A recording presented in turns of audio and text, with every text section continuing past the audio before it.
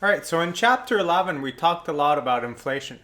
We talked about the main cause of inflation being a general increase in the amount of money in circulation. So, in the future, when we're going to talk about hyperinflation again and hyperinflation problems, really the only mechanism that could lead to a hyperinflation, like really high inflation levels, is an increase in the money supply. Other techniques, even though we're stimulating the economy a lot through fiscal policy, which we'll see in the future, that is not possible to lead to really high levels of inflation over sustained periods of time.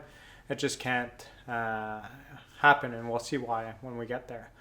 But essentially, we've seen that the main cause of inflation is an increase in the level of money in circulation. Then we've seen that the main causes or the main costs associated to inflation. So the main cost associated to inflation was the menu cost, which is just the idea of different prices. As price increases, we need to reprint menus, or we have to redo our price list, we have to re-update our Excel files, our price tags, other things like that.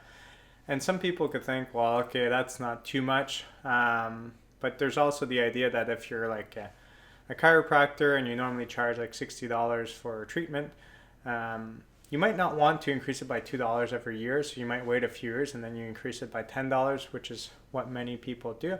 But when you do so, some people might come back to you and go like, why did you increase that price by so much? And they might get a little bit turned off for a certain amount of time. So this could lead to certain costs to you. If there was no inflation and you always charge the same price, people would be okay with it. So it's just something that could create a certain cost.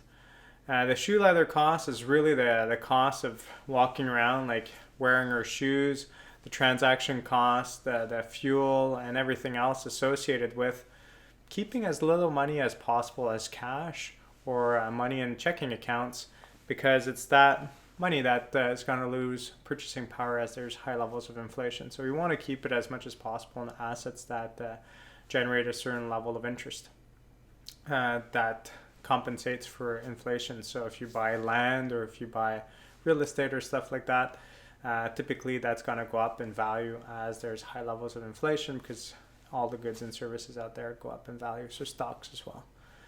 And then we've talked about inflation targeting, which will be really important to understand this idea of keeping inflation rates low to minimize these costs. But the actual targeting idea is going to be really useful when we get to chapter 16 and we start talking about the costs of allowing inflation expectations to change.